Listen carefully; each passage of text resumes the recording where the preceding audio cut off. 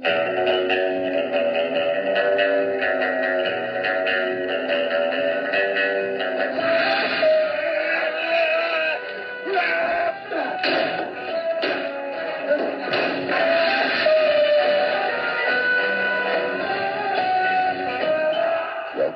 Honorable 007.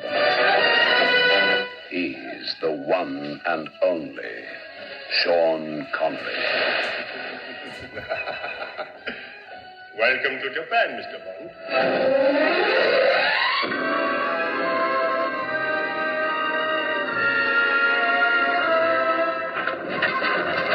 He's bigger than life, facing 1,000 deaths. And you only live twice, and twice is the only way to live. We're too late. Well, at least he died on the job.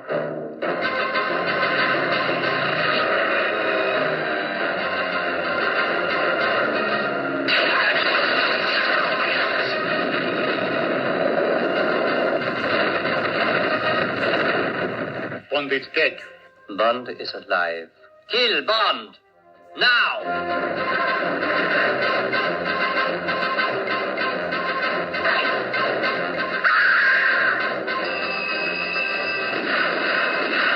No matter what the odds, they don't stand a chance against James Bond, Sean Connery, 007.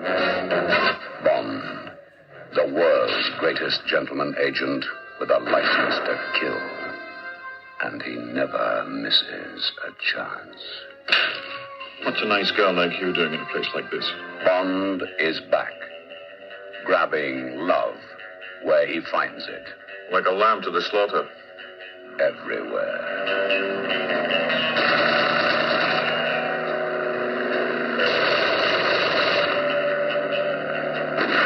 Bond rises in the east. The odds, 1,000 to 1, but they don't stand a chance. Get down!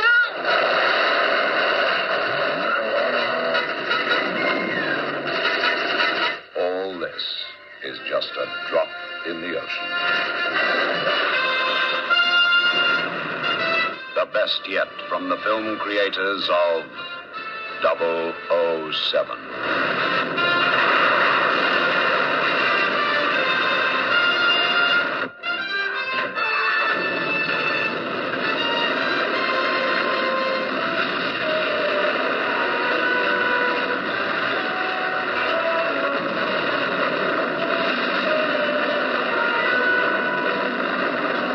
Tiger said, from now on, you must do everything in Japanese style. Everything?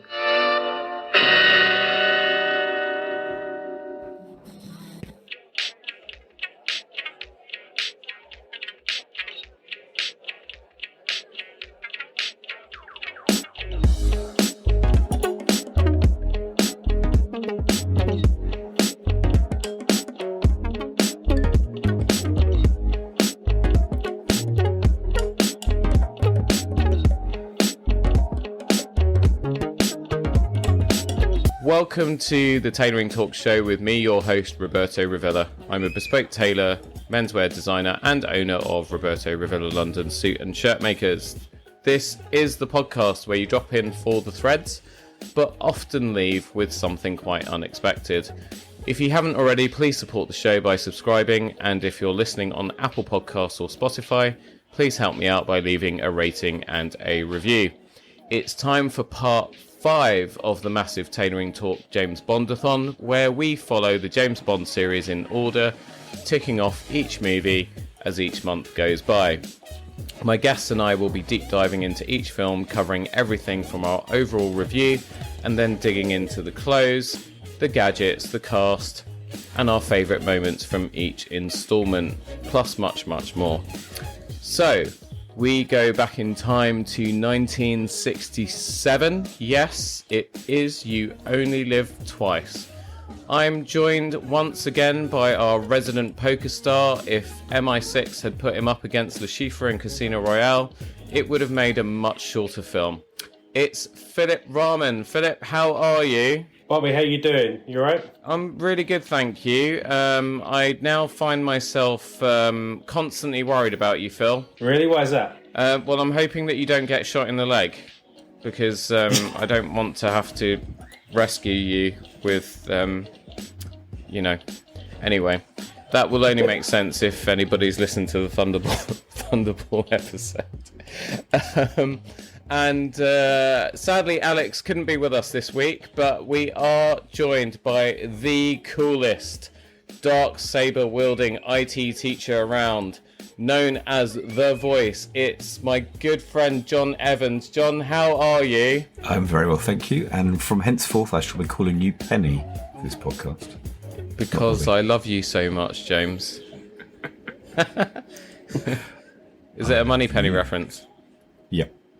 Oh, okay. You can call me whatever you want, Jon. Now, listeners, thank you so much for joining us. You Only Live Twice has been out for a very short time, approximately 55 years. So if you haven't seen it yet, here is the official Tailoring Talk spoiler warning. Because, as usual, we are going to be spoiling the living daylights out of this movie. I do need to change that joke. Jon loves that one, though. I haven't actually got opening questions this week. I'm really sorry. Life has got in the way yet again. You Only Live Twice. I saw it very early on Sunday morning with the benefit of my AirPods Max and the Apple TV, so I didn't disturb anyone else in the house. And it's the first time I'd seen it. I have to be honest, guys. I was putting it off a little. Jon looks completely shocked, like his eyes are popping out of his head. It is the first time I've seen it. I hadn't even seen flashes of it when I was a kid, so this was totally new to me. And I'd heard mixed things about it. I'd heard that I'd had some clients warn me that the cinematography wasn't as good, that the storyline wasn't as good, that the special effects were rubbish, and that they really kind of lost the plot on this one. But I was actually pleasantly surprised. I was thoroughly entertained for 2 hours or however long this film lasted. I actually really, really liked it. How about you guys? Phil, was this your first time? This was my first time seeing it. I saw it about a couple of weeks ago on a Saturday morning. And what struck me about this one compared to the other films was its lack of, sunny, you didn't have south of France or Italy or anything like that. It was very industrial. So it was very, everything was very concrete, everything was very grey, and it had that kind of darker look about it. But they still managed to put in a lot of the things that we all love about Bond, scantily clad women and, sexism and general and completely unnecessary showings of flesh, which obviously is great for all Bond fans. Yes. Jon, how about you? I have seen this before. When you watch enough Bond films, that sometimes it's very hard to remember because the villains' layers kind of blend together into one. But when you do rewatch it, it suddenly becomes very familiar, especially the volcano set, which famously the budget for that set was the same as the entire budget for Dr. No. And you can see why. Yeah, I think at this stage, 5 Bonds in, we need to start, and again, always mention it because it should be mentioned. Maybe we need to detach ourselves a little bit from the sexism and just, yes, it's there and it's not great. But these are things of the past, and we just need to maybe separate those out with the rest of the film that we actually enjoyed. And I'm with you, Bobby. Watching it again, I sat and watched it Sunday afternoon, and I really enjoyed it too. And I enjoyed it because of its setting. I think it's quite a unique Bond film being set in Japan, and I think it feels now almost. We talked about this before in the previous Bondathon. But almost like they're setting their standard now for the star of the Bond films, with Q coming in and saying, don't touch that Bond, and for goodness sake, Bond, and the sets and the gadgets, and Bond working his way through several females in one film. I had to look it up actually. The Living Daylights, he has the most bedded women with a total of 4. Only 3 in this one. We'll come to that later on perhaps. But yeah, no, I really enjoyed it. It's a fun film with a lot of pretty impressive scenes in it. Lots of stuntmen were being used in this film, I imagine, especially towards the end.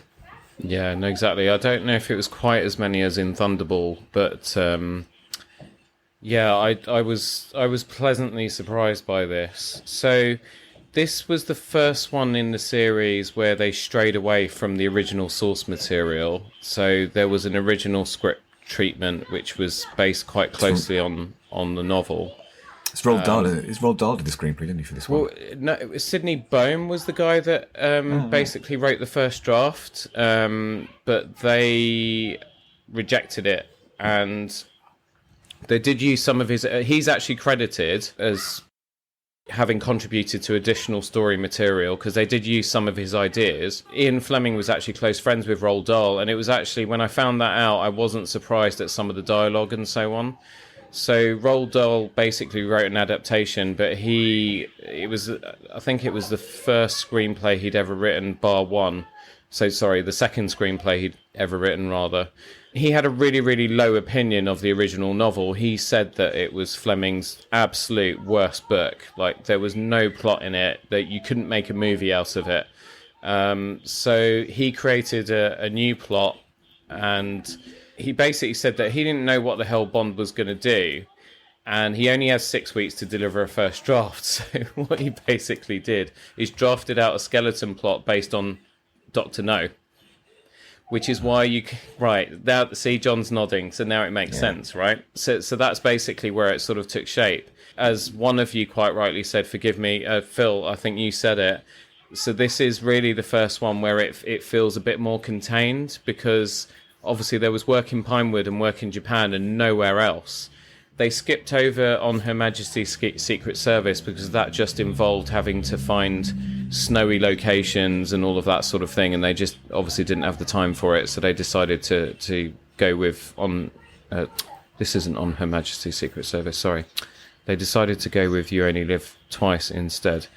And then they faced the first problem because Sean Connery was a bit sort of tired and fed up of playing Bond and didn't want to do it anymore. So like any old good footballer that's trying to get out of his contract early, they had to pay him a bit more money to keep him on for this one. But then they started looking for his replacement straight away.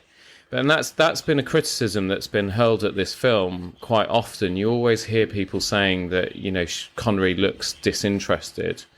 I don't know what you guys thought, but I didn't really see that at all. I don't think that's a fair comment. I think Connery still seemed to be giving it 100%. I mean, the guy was a professional at the end of the day. I couldn't see him taking more money for something and then sort of dialing it in.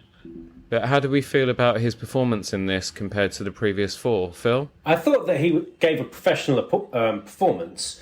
There was still a lot of the... he was still able to deliver his punchlines, with the usual sort of panache that he did with his other films that I've seen so far.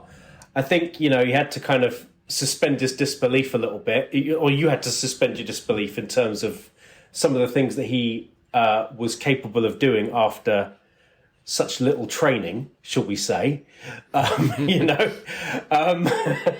Becoming a ninja in about a day. Yeah, it's you train with us, and after 2 days you will be a ninja, and it was crazy. There's ninjas in Crouching Tiger, Hidden Dragon where they move and you can't see them, and these guys really uses ninja skills very much anyway in the film, did he? Afterwards, really? No. Kind of went. To be honest, he didn't really use that disguise much afterwards either.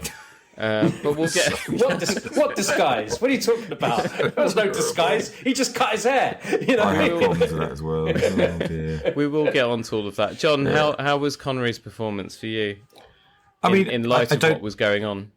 I mean, I don't think anyone noticed. I didn't notice until it popped up in Prime X-ray, information you get every so often. And I thought, well, I mean, he's kissing a lot of women in this. He can't be that bad, No, I don't. It didn't spoil the movie for me. It didn't make any difference. When you think about the delivery that Roger Moore gives, which is quite a dry drawl when he does his jokes and epithets, I don't think it was an issue at all. No. The only thing I did notice quite often was how bad his toupee was, especially when they got him out the sea bag thing from being pretend buried at sea.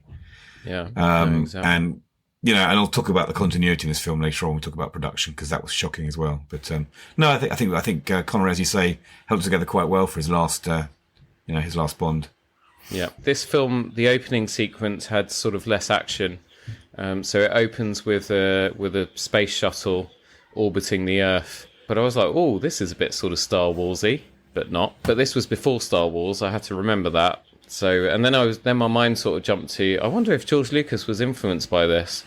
And then another voice in my head said, no, obviously not, you idiot. Anyway, sorry. So it opens over the Earth, and there's a space shuttle in orbit, and there's a couple of American astronauts, chatting away as you do.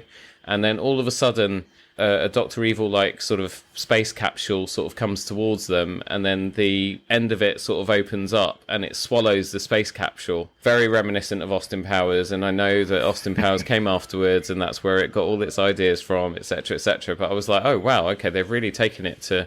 At this stage, I didn't know that Roald Dahl had written this, so it wasn't a surprise after that, there was this level of kind of creative imagination. But it was quite brutal as well. I get really freaked out by stuff in space. I've got no interest in going up there. None whatsoever. Like, you can't breathe. It's freezing cold.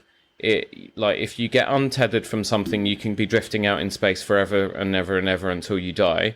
And then this thing comes up and it swallows the space capsule while one of them is doing a spacewalk tethered to the capsule, and it just cuts his cord off. And that's it. He's going to float out into the ether and never be seen again, the poor guy. I thought it was... I had my hand over my mouth while I was watching this. How was the opening sequence for you guys? Phil? I mean... It's always bad when Phil pauses and has to take a deep breath. Yeah, you kind of said it all. I mean, it did have... I mean, what you've described is essentially... I don't know if this was before or after 2001: A Space Odyssey, but, where... I think it's after, Phil. It's 2001 after, yeah. was early 60s, I think. Right.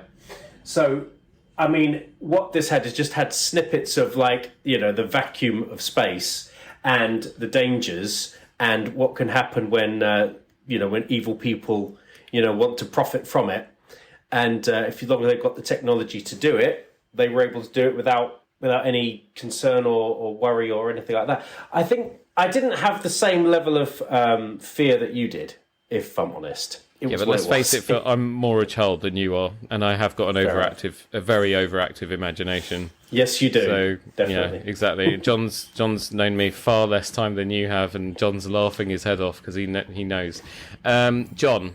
Well, I mean, I said it before. There's so many. As a bit of a space geek, there's so many factual errors in this sequence. The one that annoyed me the most really was the fact that any objects that have the same orbit cannot overtake each other. That's the whole point of an orbit. You have to go at the same speed. So the only way that spacecraft could have actually swallowed it up would be approaching from beneath, increasing its speed as it increases its orbit, and catching him on the kind of the upturn to the next orbit. So that bugged me a lot. You just couldn't do that. It wouldn't work. This was actually filmed a year before 2001. 2001 was 1968. So I'm wondering if Stanley Kubrick looked at this and thought, for goodness sake, I can do better than that, which he did. Predicting iPads was one of the things he did straight away. But do you know what? My first thought was, this is really ambitious for 1967. And I was quite impressed. And I'm thinking they spent a lot more money on these sequences than some of the driving around green screen stuff later on, to be honest. And some of the explosions, the helicopter explosions, where they use the same sequence of explosions for 3 different shot down helicopters. I guess it's a budget thing. But no, I quite like this, and I think it set the scene quite nicely. And I think it's quite a cool, thinking about all the Bond films, quite a cool kind of setup for what the villain's doing and what the idea is. It's quite, a lot of Bond films are very simple. Here is a bomb. If you don't pay us $100 million, we're going to blow up your city or whatever. But this one's very much more, let's pit the 2 different countries against each other and create a world war and then start a new order. It's a very kind of global villain plot. I quite like that. Again, lots of mistakes here, like using CapeCon rather than Capcom, and lots of terminology that grated a little bit. well, I guess this was the early days. It was before the moon landings, and it's a UK-made film. Not so we're not sort of near NASA to do the research. I kind of think they kind of phoned that in a little bit, but otherwise I really enjoyed it. And I was with you. I liked. In fact, my daughter walked in. That's the sequence where the guy has his oxygen tube cut off by the kind of the mouth of the villain spaceship, and she didn't like that very much. She thought that was quite scary. Yeah. So you've basically got the same emotional mentality as a 12-year-old girl, Bobby. Yeah. That's it. No, I liked it. I mean, it's, and I like the fact that they kept coming back to it actually as well. And it makes a change from Bond running around, stately homes killing people. To be honest. Yeah, but we still don't get the credits after that horrific incident, because then we cut to obviously, firstly we go to the United Nations or whatever it is, and you've got America, the UK, and you've got the Russians, and they're sort of the Americans are blaming the Russians, saying you've stolen our craft or whatever, and then the UK are butting in a bit like the current cabinet. But the UK was so patronising, sarcastic, weren't they? I know. Well, actually, you're wrong, Americans. We've done our research and we believe. And it was just so patronising. You can tell exactly. the UK-made film. Yeah, totally. But that's only a very short scene, thankfully. But the thing it does do, it really sets up the plot really well, because you're like, okay, this totally makes sense. Some evil person's, trying to create World War III by pitting everyone against each other. And then we cut to Bond, who is in Tokyo, I think. So he's bedding someone, and then basically he gets shot dead. And then it cuts to the credits. So not quite as impactful as when Pierce Brosnan gets captured in Die Another Day, and then it cuts to the credits, because that was pretty awesome. But still, it was kind of a little bit sort of shocking for me. I quite like the military policeman that said, "Well, it's how he would have wanted to have gone, on the job." Yeah, that's very good. So credits, nothing to talk about there. The title sequence was the worst one that they've had so far, I think. Sorry, Phil, go ahead. I was just going to say the soundtrack with Nancy Sinatra. Is that the first time that we hear that sequence of music? You mean the first? Yeah, I think so. Yeah. She's the first non-Brit singing the theme tune as well. Singing the theme tune, which is quite a big thing, for the Bond franchise as well. Apparently, she was so nervous about recording it. It took 25 takes, and they had to kind of piece together all the takes to make the film, make the song. Yeah, that's right. It was 25 takes worth of cutting the song together, basically. Yeah, I do love that song from the older Bond theme songs. That's one of my favourites, actually.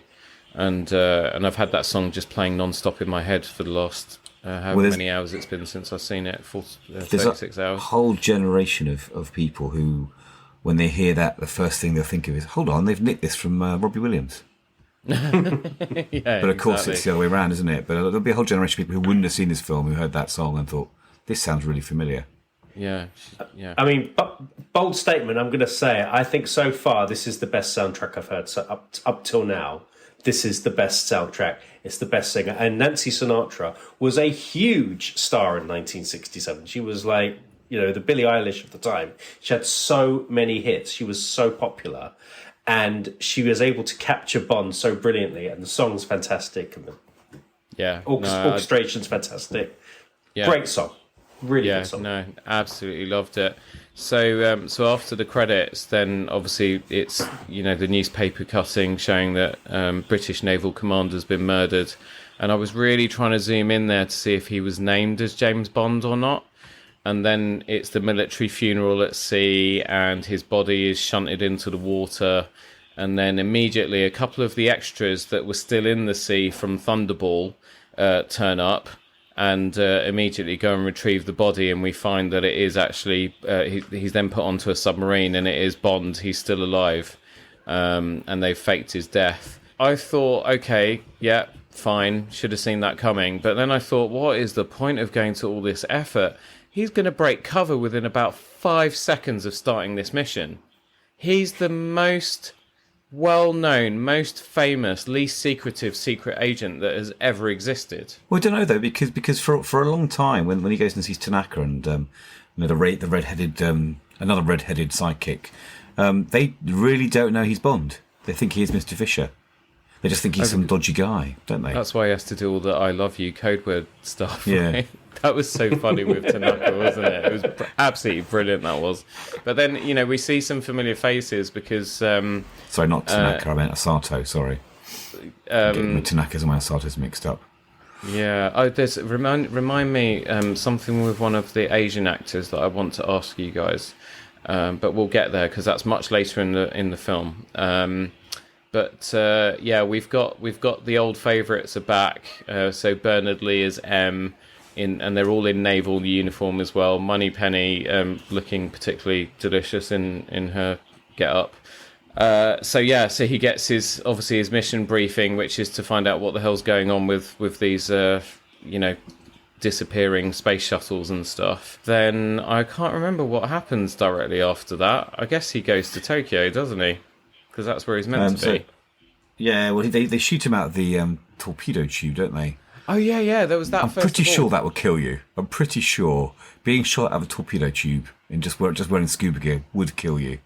Yeah, well, they they sort of load him in there, don't they? I took a screenshot of the actual I took a screenshot of the thing, so I can read to you what the buttons say. So basically, it's tube number 1 that Bond is put into, and there's 5 lights, and it's like the first one is order action state, repeat action state, standby, tube ready, tube selected, and then there's a massive red button on the last one, and it says fire in big red letters.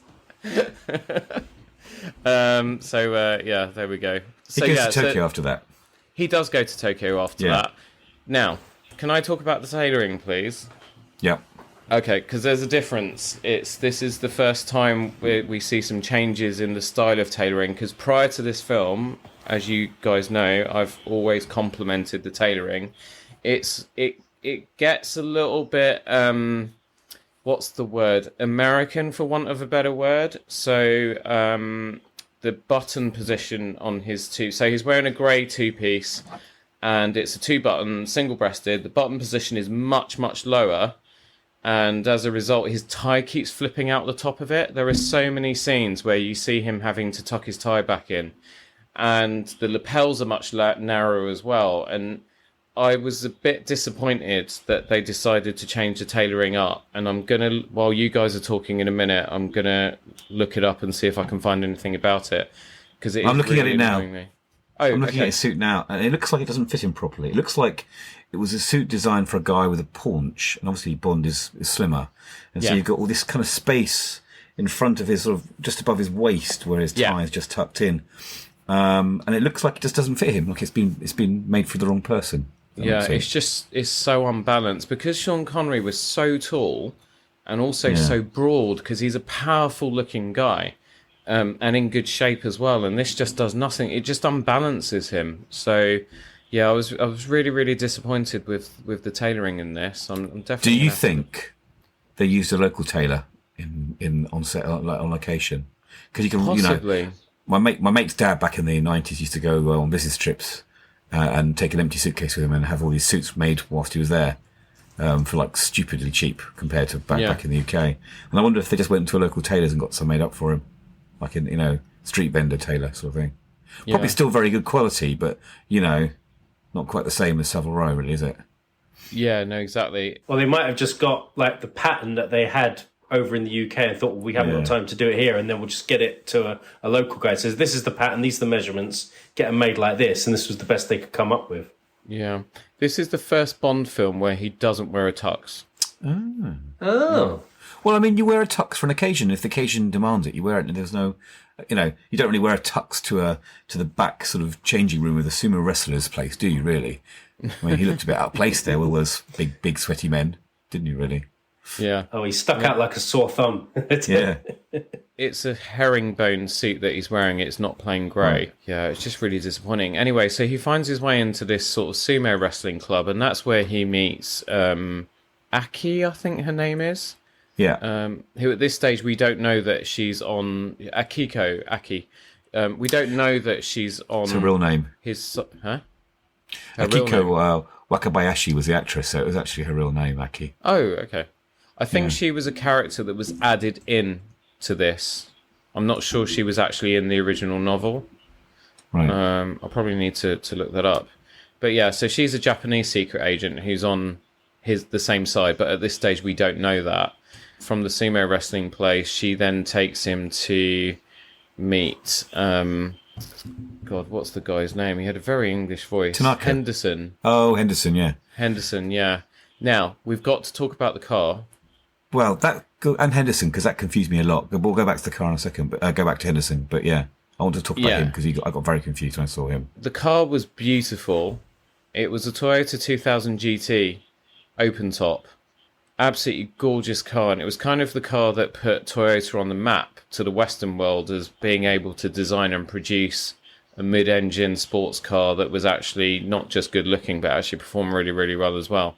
But I thought it was absolutely beautiful. The Toyotas used in this movie actually didn't have any roofs. There was no convertible at all. The roofs were removed because Sean Connery wouldn't have fitted the car with the roof up. He was too tall. Okay. Well, that makes sense. So they just removed them and didn't replace the soft tops at all. Yeah, but it's a stunning car, don't you think? Yeah, it's lovely. Yeah, it's really nice. Yeah, it's it ranked me of MG Midget. Yeah, it's ranked as the 7th best car in the entire James Bond series. According to who? Complex. I don't know what Complex is. I'm going to find out. Complex Networks, Complex Media. Okay. It's a big entertainment magazine, apparently, company or something. But anyway, I would put that in the top 10. It's gorgeous. Okay. Yeah. But then it wasn't introduced by Q branch, so we're not going to do our little sort of gadget run through on it. It had like a TV radio thing in the back or something, but yeah, there wasn't really anything sort of interesting about it. It wasn't a DB5, that's for sure. But it's a beautiful car. Anyway, there we go. So on to Henderson. So what confused you about this guy? So he's basically a British agent who's been living in Tokyo for 27 years, I think he said. What confused you, John? Well, I mean, I've watched a lot of Bond films, and Charles Gray, who plays Henderson, was actually Blofeld in Diamonds Are Forever. So when I saw him in this film, I got my Bonds mixed up again, and I thought, oh gosh, that's Blofeld, and it's been revealed really early on, and I thought something bad's going to happen. Obviously, not what actually happened, but I thought he was the main villain in the film because he plays Blofeld later on in the series. And again, it's me, crossing my wires with Bond films. I still wasn't. I thought perhaps after he got stabbed in the back through the paper wall, that perhaps that was a ruse as well because he was Blofeld. But obviously, he wasn't. No, he was. I can assure you, he was a completely separate character. But there was a lot of this recycling of actors in these early films. Because if you remember the guy from Dr. No, the professor guy who had to take the spider to murder Bond, he was then the body double for Blofeld in Goldfinger. Burt Kwok reappears in this. Yeah, well, also the Chinese girl that he's about to diddle at the beginning of the film before he gets flipped up in the bed and shot, that's Tsai Chin, and she actually cameos in a scene of the new Casino Royale with Daniel Craig. Right. So they brought it back, I think, as a kind of a nice homage. Yeah. So that was on purpose as a homage rather than just recycling actors, though, I think. Yeah. And then the girl from Thunderball, she, as Phil pointed out last episode, she was one of the gypsy girls fighting in that nutty scene. It was one of my favourite scenes of all Bond films. Yeah, that has really grown on me now. From Russia with Love is still my favourite so far. So anyway, so Aki takes Bond to meet Henderson, and Henderson, as I said, is an agent who's been living there for a few decades. But Henderson very quickly gets murdered, and he makes a mistake as well because he fixes Bond a vodka martini, And it was actually the actor who got it mixed up. So, as we know, it's shaken, not stirred. And I immediately saw him stirring the drink and then handing it to Bond. And I said, surely he's not going to hand a stirred vodka martini. But he says to him, stirred, not shaken. Am I right? And Connery says, yes, that's right. But it was basically a mistake.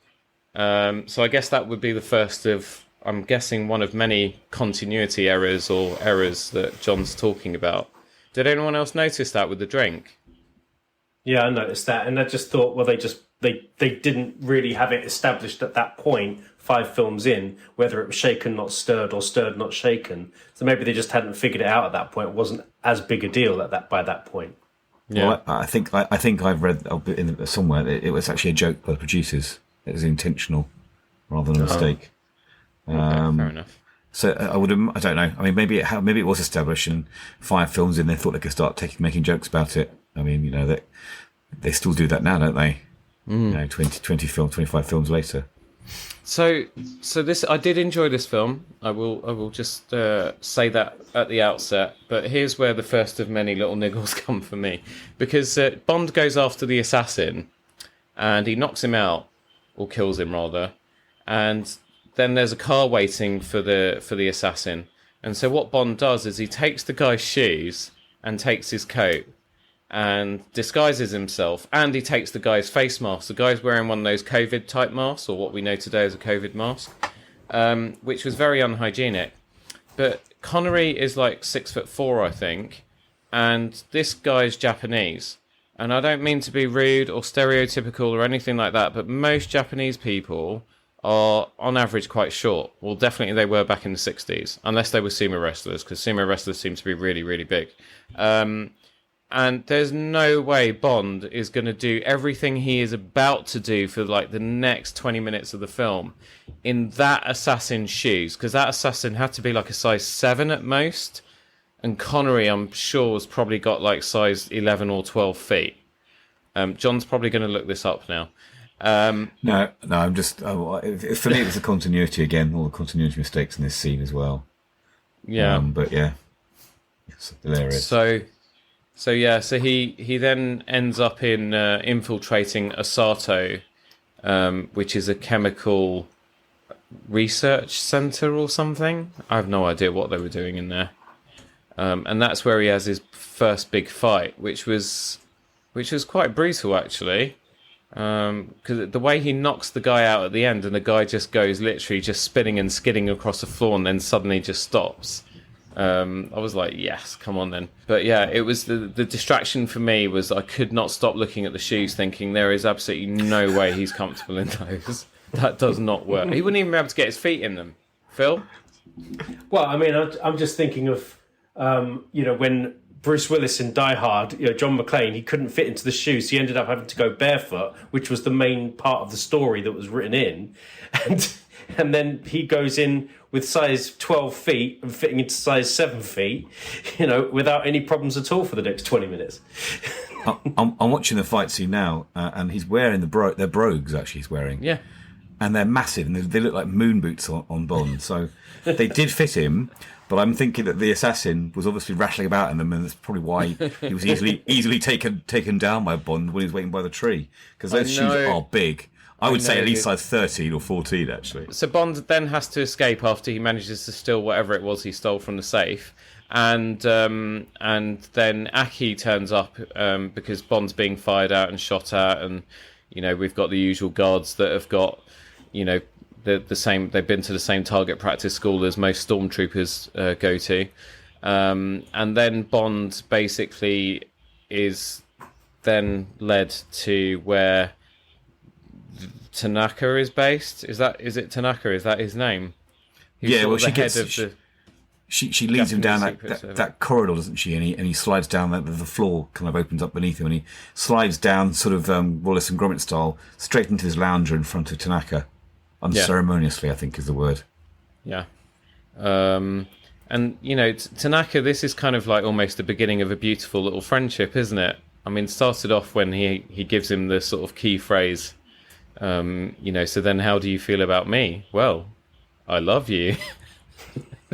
It was so tongue-in-cheek. I mean, Tanaka's basically Japanese Felix, isn't he, basically? Yeah, but I think slightly cooler as well. Yeah, I think so too. Yeah. I mean, he's really sharply dressed. He's got his own private train, which is all luxurious. It's like a private... It's like what a private jet would look like. It's all lush and luxurious, and it's got geisha girls serving sake and so on.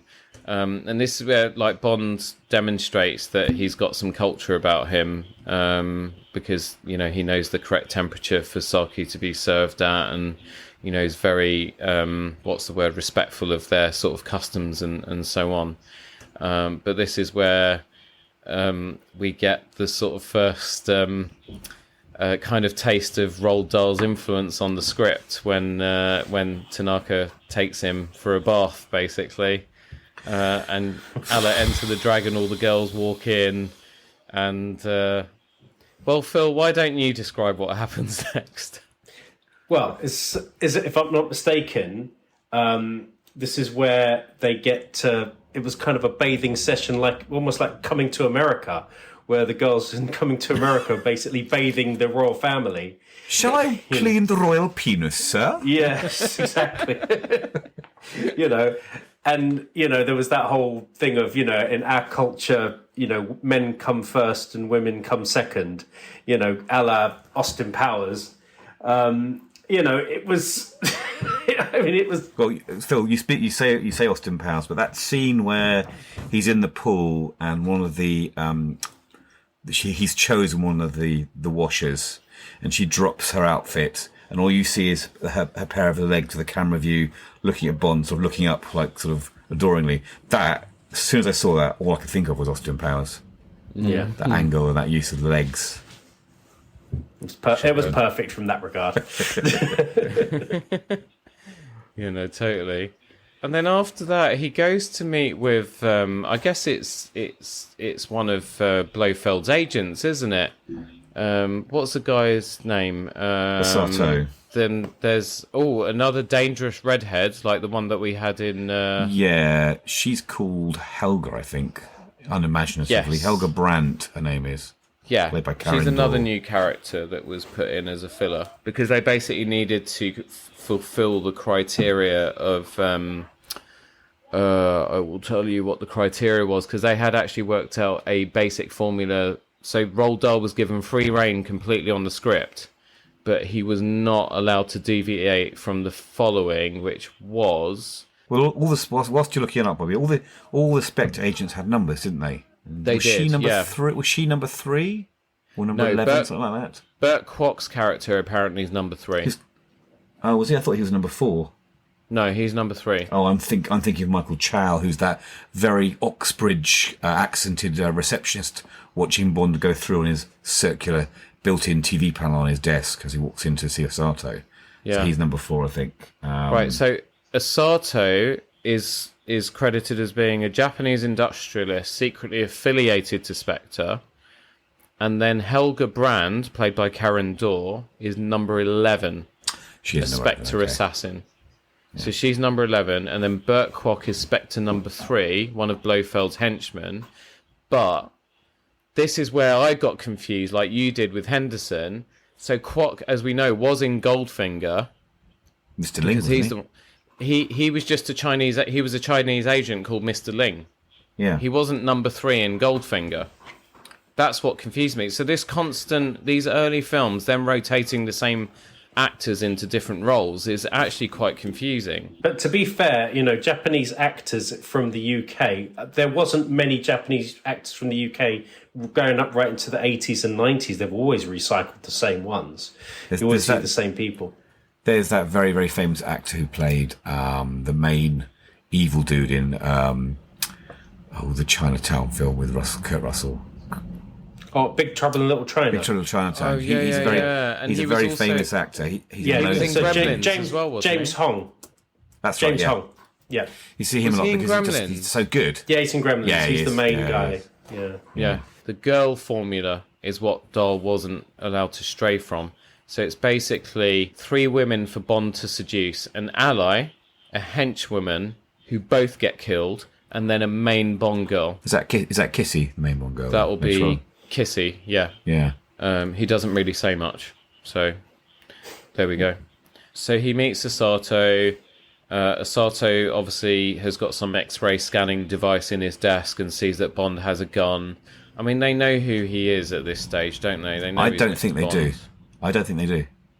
Oh, I think they think he's Mr. Fisher, some dude with a gun. What's that about?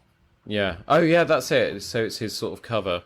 But immediately he leaves there and Asato's like, kill him. And so a bunch of guys go after him. And again, they can't shoot for shite. And Aki turns up in the GT3000 to rescue him again. But then we get the first... Actually, I think it's the only car chase, maybe.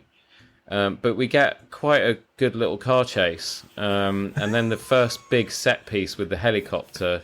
John, go for it. I know you love this. It's just hilarious. It's just so ridiculous. Would you like to describe what happened? Well, it's just a big Chinook, isn't it, flying over them with a magnet on the bottom, and it just sort of. Luckily, the car below just slows down so it can match up the magnet perfectly and lift it off the ground. Luckily, they don't just slam their brakes on and cause the magnet to separate or anything. And they're all just like sort of flailing, going, "Oh my goodness me, we've been attached to a helicopter now. What do we do?" And they don't open the door and jump out. They just all sit there, and the whole thing just flies across Tokyo and drops them in the sea. There's a pretty cool scene. Let me see if I can put this screenshot in the chat, right? And you will laugh your tits off. Okay, right, here we go. So basically, it's as the magnet picks them up. And what's happening is you can see there's the fat guy in the back who's like looking out and down, sort of like, oh my God, we're going up. The one next to him on the back seat is panicking. The other one, the one in the passenger seat front, is actually kind of looking pretty chilled out. And then the driver is like turning steering wheel and hammering the accelerator for dear life, like trying to drive off from this thing. Oh, God. I wonder if that was the actors actually panicking, thinking, what the bloody hell are they doing? So, yeah, so the helicopter basically flies them out to a bay and then drops them straight in. And that's the end of them. But then the action doesn't stop there, because then Aki and Bond, they get to that cargo ship, the Ningpo, which apparently... See, by this time, I'm so into all the action and stuff, and still thinking about his shoes, that I've got absolutely no idea why they were on that ship in the first place. It was it was revealed via the microdot. That's right. That the Ningpo was the ship that was carrying... the vessel, and then they wanted to figure out where it was, so they found in the microdot picture there was some tourists in the picture, and they were trying to figure out who they were and why they were there. I think Tanaka, didn't Bond get Tanaka on like researching the coastline in the microdot picture, and so they could find out where that picture was taken. So that's the purpose of them being there, really. I've got to say, I loved the fact that they used microdot in this, and they actually made it sort of opened that up to a wider audience to show sometimes how espionage is done. Because I'd never seen anything like that before. I'm sure that was probably not something that was seen prior to '67. I really, really loved one part of this upcoming fight because suddenly they're surrounded by loads and loads of henchmen with an assortment of weapons. That's when they pan back, isn't it, in the air?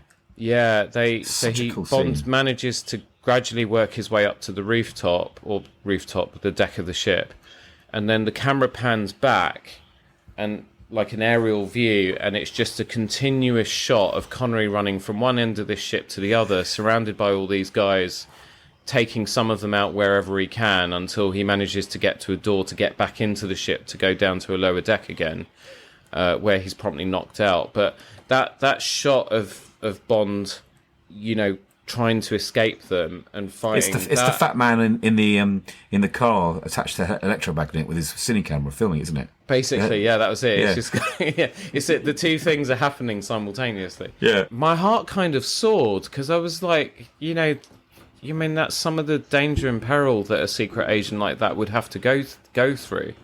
And I love the fact that they did that in a continuous take. It was great. That's quite forward thinking.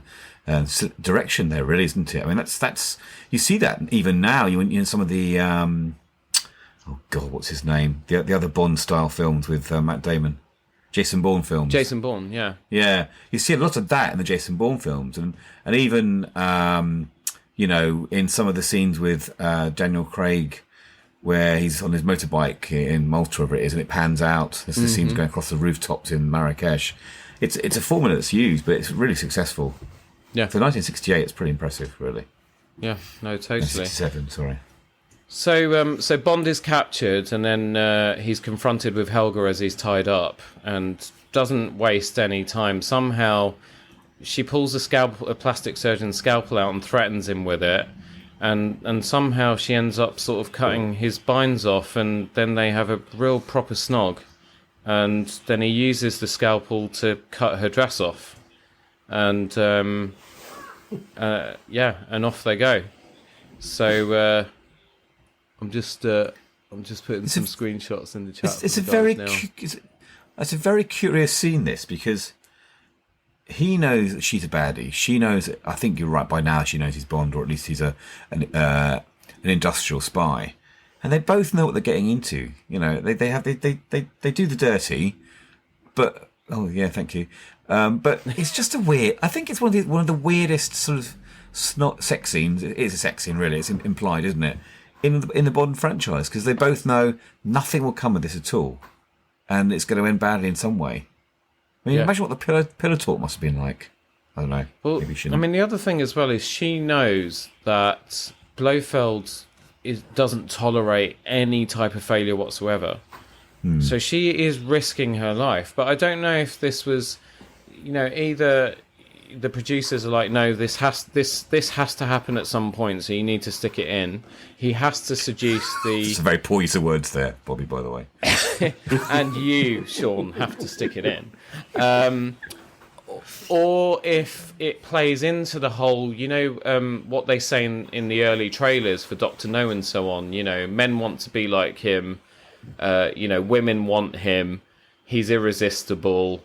And it just plays into that whole thing that even though, her job basically is to assassinate him, and he's tied up, he's completely vulnerable, it's a perfect opportunity to do it, and yet he's still so attractive and magnetic to women that she can't even do her job properly. Like, she lasts 5 seconds and then she's completely seduced by him. I don't know if it's that as well. I mean, whichever one of those it is, it obviously... works on a certain level, or it did back then anyway. So anyway, they do the deed, and then the next scene they're up in a plane and she's flying him off, and then she traps him in and she bails out, and the idea is that the plane's meant to explode with him in, but he manages to escape, and it's that basically seals her fate, because she failed to do what she was meant to do, which was basically to off him. But yeah, I mean, you think about it. I mean, she just waits till sort of 4 a.m. when he's sleeping off his, the sexual languor of the night, just gets out a gun and shoots him through a pillow. Yeah. Job done. Totally. Wouldn't make such an interesting film, though, would it? Let's be honest. It wouldn't. No, it would be a lot shorter as well. This is where we miss Alex giving his sex noises. Oh. Is that how he does it? Sorry, Alex. I don't know. I don't know. Do you know, Phil? I don't know. I do know. He's done it on at least two. He's done it on Play Pause Turn at least once, and he's definitely done it on here.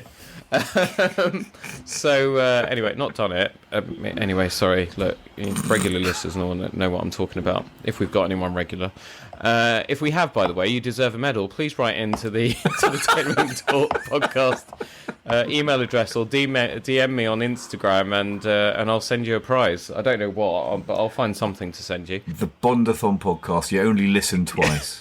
You only listen to I don't know, anyway, whatever. So anyway, Bond is fine. He manages to escape, and then this is where he asks Tanaka to get in touch with MI5 or 6 or whatever it is that he works for, and to send in Little Nelly and what does he call? What does he say? Little Nelly and old father or something, grandfather. Something like that. And her father. Bring her father along as well. And her father. And bring her father along as well. In his sexy shorts and long socks. I knew what Little Nelly was, for some reason, but I didn't know what her father meant, and I thought, oh, maybe he's going to have a little helicopter and he'll have a much bigger one. And then obviously Q turns up with a bunch of guys with 4 cases. I was like, oh, okay, well, we're finally going to get a proper Q branch scene because he's brought loads of gadgets with him. But it wasn't. It was just the big Meccano set to put this little gyrocopter together. It was pretty freaking awesome, though, wasn't it? I mean, the actual suitcases of gear and the construction was designed to look like they were building Little Nelly, because Little Nelly was not made from those parts in any way, because they just would fall apart, you know. But I thought it was really clever, the stop motion sort of building of it. You know, they did it in scenes, didn't they? Yeah, they did. That's right. Yeah, you know that some spoilt rich kid at the time was begging his dad for one of those helicopters, you know, because it did look like a toy. It's really cool. But it looked great as a toy piece. But, you know, again, you had to suspend your disbelief for what it could actually do. Yeah, but do you know that was real? I mean, you can't make that. You couldn't make it look, you know, you couldn't pretend in 1967. They had to make it real. Well, I mean, it was a real gyrocopter. The guy who invented it was the guy that was flying it for all the scenes. The only thing that was fake on there was the little things they added, the special effects team added, like the rocket launchers and stuff. It was flown by Wing Commander K.H. Wallace, apparently. Yes. Oh, I didn't know that. I'm just saying yes to sound clever. I've just given it away. But yes, it was flown by Commander Thingy. So Wallace. Thank you, John. But yeah, it was a real thing. So I think that's really, really cool. I'll tell you what, I would love to fly a fighter jet after seeing it. Has anyone seen Top Gun Maverick? Sorry, I'm diverting now. Sam's seen it. I've seen it. It's very, You've very seen good. it. We need to talk about that. On PPT. Very, very good. PPT. Phil needs to see it, then he can talk about it too with us. I stand alone because I'm not a fan of Top Gun. Oh, it'd be good to have an opposing opinion on it as well, then, really. Did you see it, Phil? I haven't seen Maverick. I saw Top Gun about a couple of years ago. No. Forget about Top Gun. Yeah. You need just go and see Maverick. Trust me, and try and see it while it's on a big screen. You don't forget about Top Gun. Well, I suppose the sequel can't be any worse than the original, so I'm sure it's going to be. It is a million times better. It is one of the films. Well, it would have to be because Top Gun is awful. Oh, I love Top Gun. Okay, I keep saying to you, forget about Top Gun. Maverick is one of the best films of the year so far. So does it stand alone? It is 100%. It does, 100%. It is absolutely brilliant, absolutely phenomenal. I can't wait to see it again. Actually, anyway, sorry. Back to Little Nelly. Back to Little Nelly and 007. So Bond takes Little Nelly out on a little reconnaissance mission. And this is where he discovers the volcano. But before he can sort of examine, because he sort of goes to the volcano's mouth and it looks like there's water in the volcano. But before he can take a closer look, 4 enemy helicopters come after him. And then there's a pretty cool little flying sequence where we get to see Little Nelly's gadgets and he manages to take them all out, which was pretty awesome. Meantime, Spectre are up to their evil tricks, and this time the Russians are launching their rocket. Obviously, Spectre are going to send their phallic space shuttle swallower to go and it reminds me of it also reminded me of those evil creatures from Stranger Things. Oh yeah, the Demagogue. Yeah. The Demagogue. I've just started watching Stranger Things from the beginning. First episode. Yes, first episode. Don't say anything. Don't say anything. No, I won't. It's so good though. Yeah, I'm looking forward to it. Actually, remind me when we finish recording, because this lot have had enough of me going off on tangents. But remind me when we finish recording. There's something I need to tell you, both of you actually, about if you're big Stranger Things fans. In fact, I'll say it now. So they are doing a kind of live experience Stranger Things thing 2 minutes from my home in Brent Cross, the old Toys R Us. They're turning the whole thing into Hawkins / Starcourt Mall, and they're going to be doing a live immersive 4D kind of experience thing. Starts in August. If you're up for it, cool. we'll talk about that. Anyone listening that's into Stranger Things, I'll put the link in the show notes for you. Anyway, sorry, right. So the Russians send one up, and Spectre basically send their shuttle up, and they swallow the Russian one. So what happens now is the Russians get really, really upset, and they start blaming the Americans. But then before that, we actually get to see our first sort of look inside the lair of the volcano, and Blofeld's cat, which is really, really cute. Is it the first appearance of the cat? It's not, is it? No, because we see the cat in the last... is it the last one or Goldfinger? No. It's in Goldfinger. Goldfinger, yeah, you're right. We don't see his face in Goldfinger. We don't see his face, but we see the cat. Yeah. So we see his little fluffy white cat, and he's got green eyes, and he's really cute. I love cats, as everyone knows. Number 3, Bert Kwok. Mr. Sonoto, or whatever his name is there. Satato. Potato. And Ingrid Helga Brand is there in a very striking red dress, looking very worried, actually. And then there's this other guy who really looks like a whingy. If Mark was here, he'd say he looks like a whingy little emo character, like Japanese Bruce Wayne. Do you mean Michael Chow, Spectre 4? No, the guy in that really weird fitting double-breasted suit. Yeah, it's Michael Chow. He's Spectre 4. He's got a very, very Oxbridge accent as well. Yeah, very, because I thought, was he dubbed over or something? Is that actually how he talks? No, I think, but it's quite common for very, very wealthy Asian young men and ladies to go to British universities. Yeah. Back over in the East, it's British universities are perceived as being the best in the world, which is why there are so many British schools in China and Japan. Yeah. I know this because my school has a sister school in China, which licenses all our uniforms and things and gets the kudos from it. So having an Oxbridge accent was a sign of probably wealth and breeding amongst Asian people. If that makes sense. The cat, initially, when we meet the cat, let's just spend a little bit of time on the cat here. So the cat's very disinterested at the beginning of this scene. And then Blofeld is basically saying, right, Bond is still alive. Like, who the hell was it that screwed up?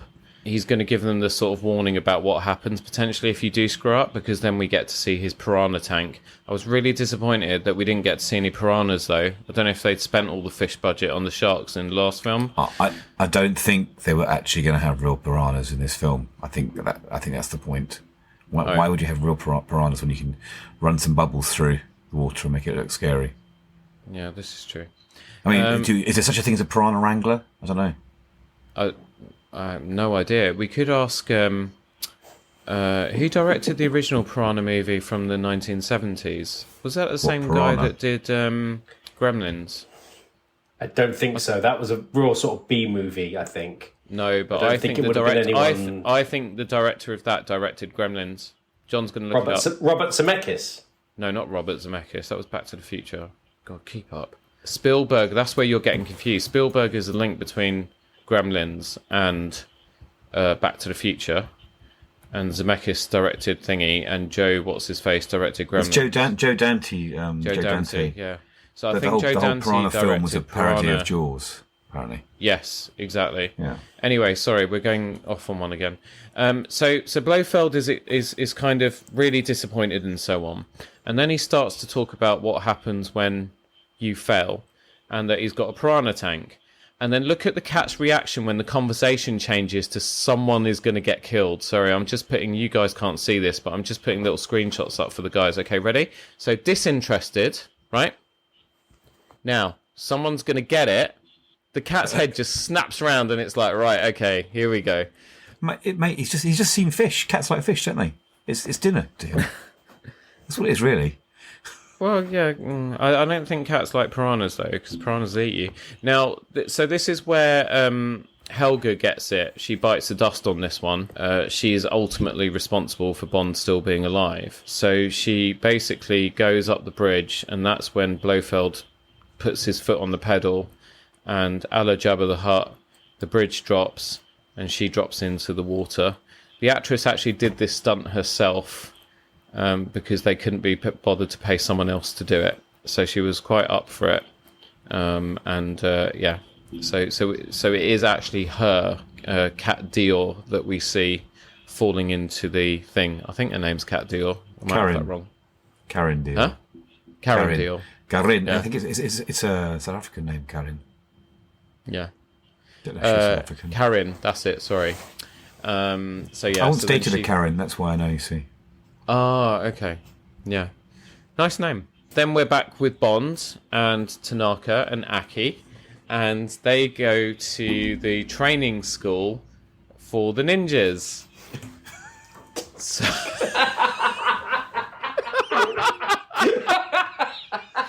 and these are the noise. These are not League of Shadows ninjas. These are the noisiest ninjas I've ever seen in my life. I thought ninjas were meant to learn to be stealthy and silent. These guys, you'd hear them coming from like 5 miles away. They're like all sort of hi-ya and ah and blah and loads of noise and swords clanking and all the rest of it. But yeah, so Tanaka's basically showing. He's basically showing. It's almost like the Japanese Q branch is what they're going through first of all, isn't it? Because he sort of shows him the gun with the bullets that have got kind of rocket. They're actual torpedo bullets rather than just normal bullets. These are real, by the way. They're real. They weren't made for the film. Yeah, they were actually designed to be used militarily, but the cigarette rockets were real weapons as well, and they were actually a product placement for real weapons, and the people that actually featured them were kind of hoping they'd become like a standard thing in war. Yeah. But they were very expensive and tended to explode when you didn't want them to explode. Yeah, and were quite dangerous, so they stopped making them a couple of years later. Wow. Which I think is fascinating. Yeah, I mean, there was the obvious joke at some point, these cigarettes actually won't kill you or something. Can't remember what it was, but yeah, the cigarettes were pretty cool. But then this is where the most absurd thing happens because, well, first, before the other absurd thing, the absurd thing is that Tanaka tells Bond that he's going to spend a couple days training and he will learn to be a ninja. He will become a ninja. I mean, how obscene is that? How absurd is that? It's ridiculous. Like ninjas, all the other ninjas around must have heard that thinking, what? 2 days? Are you kidding? I've been doing this since I was a toddler. Do you know what? It's possible that Bruce Lee at the time would have been well known in the industry, and they probably asked him for consultancy. And then when he saw the script, he was like, "I ain't doing this." You know what I mean? No way. Yeah. But, Bond's got to go undercover, hasn't he? So, he's going to go off and he's going to marry a Japanese girl. And in order to do that, he's in an operating theatre, what looks like it's basically where they got the idea for Face Off. So actually, yeah, I would say it's more like Team America World Police. What would you do? Go on, Phil. Take it away. No. They dressed them up in bras and little, skirts to do the operation, which wasn't particularly hygienic, I don't believe. And they spent a lot of time working to make him look like all they did was really... Sam actually was with me when we were watching this, and she said... all they had to do was change his hair, really. That was all she said. They just cut his hair. But the thing was... Just change his toupee, you mean? Yeah. Yeah, well, they changed his toupee. They put some sort of latex thing over his eyes to I guess it was to make them more... The epicanthic folds, yeah. Yeah. Is that the polite way of saying... Yes, the epicanthic folds is just a genetic trait, isn't it? Yeah. Yes, I found I had lots of problems with that because he just didn't look any different, even with the epicanthic folds. He was way too tall and bulky to be Asian, and he had a hairy chest, which I think they shave, don't they? But then it miraculously grows back later on in the film anyway, within days of him having it all shaved off or waxed off. But why did they bother? Why? Someone needs to do a deep fake, right? Yeah. Intercutting the scenes from the 40-year-old virgin where he gets his chest waxed with this to show more of the behind the scenes of Bond's transformation. That would be so hilarious. No, they should start it off like with this, and then the transformation should be when the guy from Team America World Police comes out looking like the Arab with all the bits of hair. Yeah, he's got bits stuck randomly all over, hasn't he? Yeah. You might want to kill yourself. You're going to need this. You know? Oh my god! So John, Phil basically knows that film verbatim, and he can do most of the voices as well. Then we need to do a watch along at some point, then, don't we? Oh yeah, definitely with Phil involved. Honestly, you will wet yourself. But also the way he stands as well when he's in the group scenes with the other Japanese people, he's very rounded shoulders and stooping a bit. Yeah. But even Sean Connery stooping is still towering over everybody else. He just sticks out like a sore thumb. It was just so pointless, you know. Anyway, look, of its time and all of that, we'll forgive it.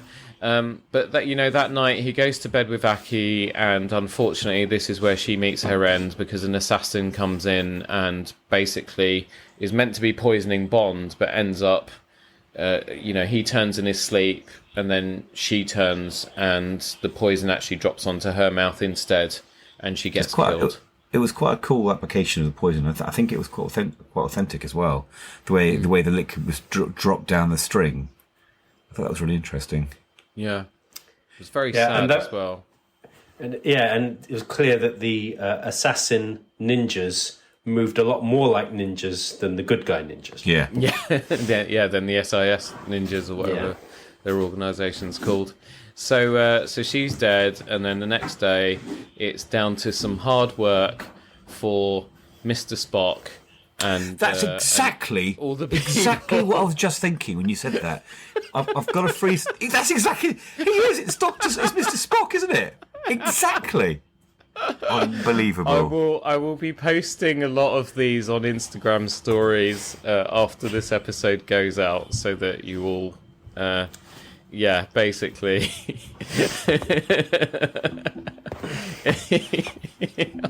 Looks like Spock's dad, Sarek. That's what it looks like. Oh my god, Phil, are you a Trekkie? I like a bit of Star Trek. Yeah. There we go. Oh, you dark horse! I've known this guy for 28 years. I want to say something like that. Yeah. 28 years. Like I never knew that. Oh, you little closet Trekkie. Are you watching Strange New Worlds? No, not yet. Oh, it's very good. It's very, very good. I've got two small children. They dominate the television and stuff like that. I never get to watch anything anymore. Yeah, I know. I feel very privileged. The only time I get to do it is maybe Saturday mornings or Sunday mornings. That's the only time before they all wake up, because I just get up early and I can get in and watch a good couple of hours when I need to watch, for this. And I've just started to watch Stranger Things as well. So, that's the only things that are on my mind at the moment to watch. Yeah. So Bond gets married, and this is probably one of the longest scenes in the film, which I guess it kind of needed to be, because, we get a little bit of the culture and the customs and all that sort of thing. But then after the wedding, the next day, they go to where Kissy lives, and it's literally just a one-room kind of deal. And Bond is basically trying to get in her knickers, like, straight away.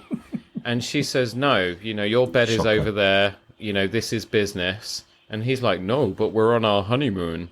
And she's just not having any of it. And then he basically that night doesn't sleep. He just sits there sort of tapping his feet, just looking at her while she's sleeping. And didn't he also, wasn't he served oysters and he refused to eat them? He goes, well, I won't need these tonight. No, that was it, yeah. So they sit down, right? And you're absolutely right. So he's got oysters in front of him, and oysters we know are an aphrodisiac. I don't actually know what an aphrodisiac means. I need to look that word up. It just basically helps the it gets the juices flowing. If you're a bit sluggish, some oysters will Viagra. Yes, it's like Spanish fly as well, isn't it? Yeah. Okay. If you're a bit sluggish, oysters will keep you going. Yeah, you need yeah. to watch Chocolat. You should watch Chocolat as well for Spanish yeah. Fly. So they're about to eat oysters, and then Bond is trying to get into her knickers, and she's like, "No, this is business. Your bed is over there, mine is over here." And like a sullen, child that has been told he's not going to get an ice cream, he shoves them away, and he's like, "I won't be needing those then," and then stomps off. No honeymoon. This business. Yeah, Fair play to her. God. Fair play. Well, I won't need these then. Petulant and swipes it away like a child table. So they, but then shortly after, this is where they go up the sort of mountains to the volcano, and then they discover what's going on. Bond, they get to sort of the top of the crater, sort of climb down, and then Bond sort of goes to put his toe in the water, as it were, and then realizes that it's metal.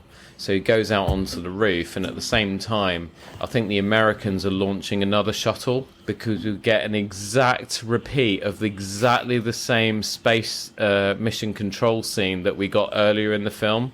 They just recycled the same footage. Yeah, that's funny. And why do all of the people that are in the space station, space mission control center, why do they all have McDonnell written on the back of their shirts? McDonnell is the they're the company that make all the the flight machinery, don't they?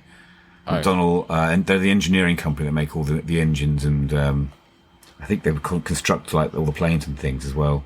Right. Okay. They're a contractor for the build. That basically they build all the kit, the rockets and so on. Yeah. And the gantries. So, yeah. So the United States have launched their shuttles, so that means that Bond's now on a timer, because obviously Spectre are about to launch their phallic thing to go and swallow the American shuttle, and this one's really important, because if they get this one, this is going to be the one that sparks World War III. So it's imperative that Bond stops all of this from happening. The roof of the volcano opens, and then he manages to drop down. He goes and he finds the cells where the cosmonauts and the astronauts were being held, and he manages to free them. Do we want to say anything about Bond's sort of rescue outfit, where he sort of looks like a woolen condom? Yeah, was this the grey suction shit that he was wearing? Yeah. Right. Yeah. He was wearing a very ill-fitting thing, and he put a balaclava on his head. It's his ninja outfit. They gave him a ninja outfit. Because if you look later on, there's the bit where he goes down that really rough, dirty, gritty wall with the suckers that would never stick to it, down the side of the volcano. But he's wearing a ninja outfit, because the ninjas that come in later on are all wearing grey outfits too, so you can tell who's a goodie and who's a baddie. You see. Oh, okay. But he's wearing the same ninja outfit because he's become a ninja in 2 days, so he gets to wear the outfit. Right. You see. Oh, okay. But that ninja outfit was worse fitting than Nicholas Hammond's Spider-Man outfit from the set, and that was really bad fitting. From the Trotters, the Delboy. So yeah. Anyway, there we go. So he frees the cosmonauts and the astronauts, and then they take out the guards. And I don't know, actually, did he free the cosmonauts, or did he not bother with them? He just got the American ones. He left the Russians to their own devices, I think. Oh, yeah, quite rightly, old chap. And then they managed to find the Spectre astronaut who's going to be going up in the shuttle swallowing thing. And they knock him out, and they take his spacesuit and put Connery in it. Connery, 6 foot tall Connery into that little 4'5" man suit. Yep. Yeah, exactly. And Blofeld basically spots him straight away, because he's watching on the monitors, and says, "Stop that guy and bring him here." And then Bond ends up brought into Blofeld's part of the command centre sort of thing. The cat by this stage is now looking really, really grumpy, actually. Seriously pissed off. I don't think the cat is very happy about this sort of situation. I think he looks kind of like he wants to sort of just go outside, I guess, for a little wander or something. That's not a happy cat. No. So anyway, there we go. So Bond comes in, and then this is where we get our first proper good look at Donald Pleasance as Blofeld. And I have to say something. I was actually so disappointed that there was so little of him in this film. I don't know why he wasn't given more to do. What did we think? I thought he looked really good. I mean, he looked quite scary, actually, and a bit freaky in a way. He's definitely the source material for Mike Myers' Dr. Evil, though, definitely, isn't he? 100%. Yeah. 100%. You can see some of those mannerisms echoed in what Mike Myers would then go on to do sort of 30 years later. But isn't it to do with, like you were saying earlier, about it was so difficult to handle with the makeup? So maybe the scenes had to be really short because he couldn't handle being in that prosthetic. I'm not Wouldn't sure let him it blink. was. Wouldn't let him blink. I'm not sure that it was that so much.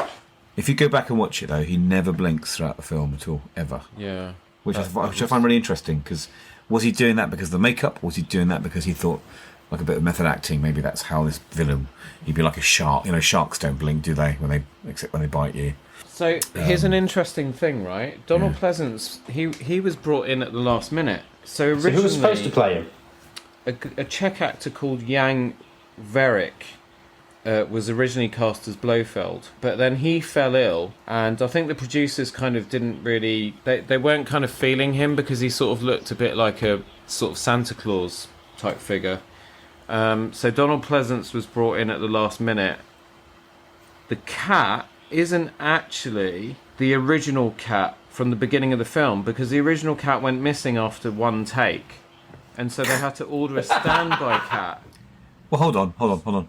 So what you're saying is that somewhere in that volcano set, throughout all the filming and all the ninjas falling through on ropes and explosions, there's some cat wandering around there on its own.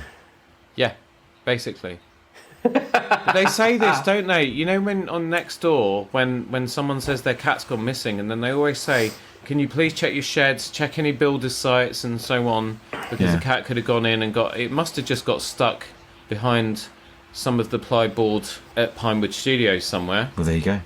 Yeah. Wow. The bones of that cat will be found one day when they build the sets for Indiana Jones 5. So on that note...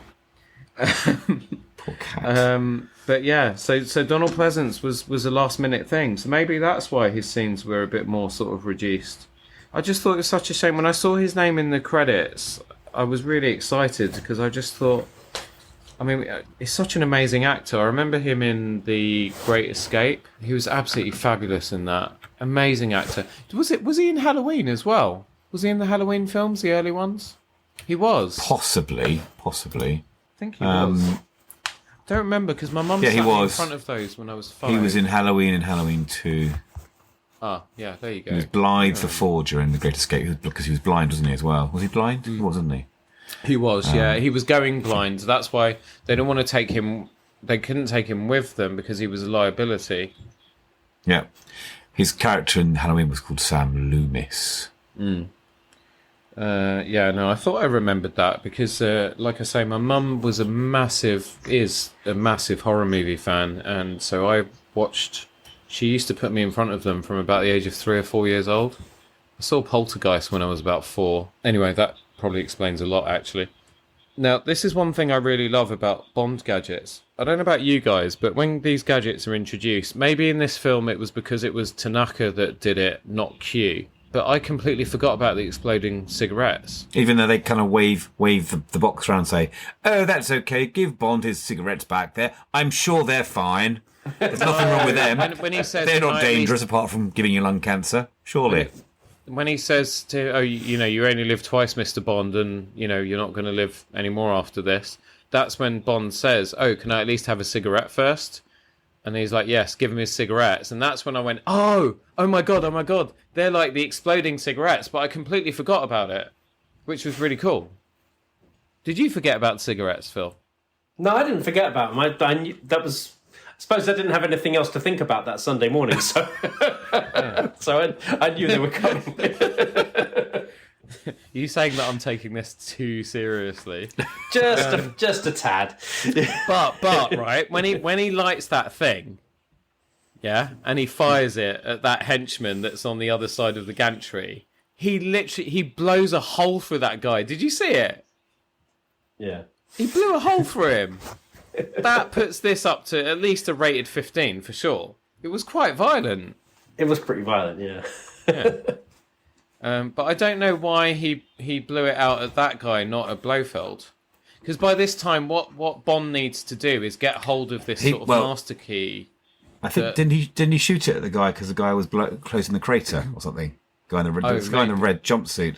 Maybe I can delay the crater so let the ninjas in, sort of thing. Yeah, that's it. Yeah, probably. I didn't think about that. If I was Bond in this situation, I'd have just shot Blofeld, but then I'd have messed this mission up, wouldn't I? Yeah. Yeah. Okay. Well done. I don't think you'd have been prepared to wear the Green Ninja outfit either, Bobby. To be honest. No way. Right. If they'd given me that and said, "Right, you are now a ninja, Bobby-san," I'd have gone, "I'm sorry, what? Can I not just wear my suit? Like, do I have to wear that thing?" But I'm not wearing that thing. It will do nothing for me whatsoever. So he's able to let all the ninjas in, and then the whole point now is that he's got to stop that Spectre shuttle from swallowing the American one and sparking World War III. So he needs to get hold of that key control thing from Blofeld, which will blow that shuttle up. He's spinning it around, isn't he, as he walks up to the henchman? Yeah. Yeah. This is it. This is the one. Look, really obvious. I'm spinning it around. But this is where all mayhem breaks loose, and this is obviously the big finale and set piece with ninjas sort of coming down on ropes, Spectre agents shooting the hell out of them, Bond beating people up within the sort of control center thing with his ninja skills. Yeah, Blofeld gets a shuriken thrown into his hand. Bond throws a shuriken. That's it, a throwing star at him. Yeah. Sorry, did I pronounce it wrong? Shuriken. Shuriken. Bond throws shuriken in Blofeld hand. How was that? Next up, Shinobi. Exactly. Oh my God! Do you remember that game on? Was it on Game Gear? Of course. It was on Spectrum as well, I think. Shinobi.